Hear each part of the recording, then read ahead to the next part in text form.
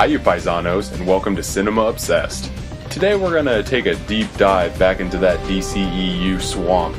That's right, here's my review of Aquaman. 10 years ago, Aquaman was the butt of jokes in the superhero genre. So much so that Entourage had James Cameron make the Aquaman movie, because it could only be done by somebody of that stature to really have audiences feel a sense of weight and assurance that the franchise could be done right. Last year with Justice League, we got our first taste of Jason Momoa as Arthur Curry, and in my opinion, he looked the part, but acted like an under-the-sea douche bro. My man.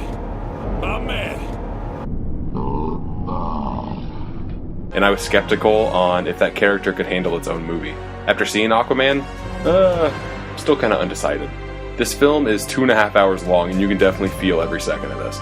For the first half of the film, and then some, I never really felt engaged, and having mandatory backstory for all of these characters really dragged the movie to an enjoyable mess. There are tonal issues. There are more CGI shots than not, which is fine for an underwater epic like this, but a lot of it doesn't look that great in my opinion, and when there are important plot points to meander through, it's hard to take anything going on seriously at all.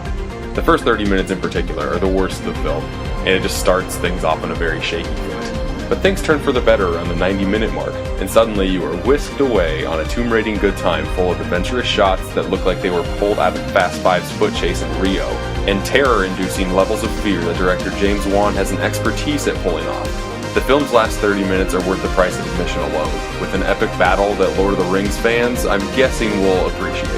And that really in a nutshell summarizes Aquaman. It's a superhero fantasy epic, and there's nothing really like it out there right now, or the past few years.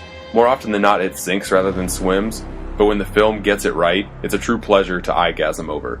It's ambitious for better or worse, and props have to be given to Warner Brothers and James Wan for even trying to pull off something to this scale. I'm gonna rate Aquaman a 3 out of 5. If you want to see any more of my reviews, make sure you subscribe to the channel. Another superhero movie I just reviewed was Spider-Man Into the Spider-Verse. Which one's better? Check it out and find out. And if you want to listen to any podcasts that I've done, go over to my sister station, Super Media All Stars. And until next time, I'll see ya.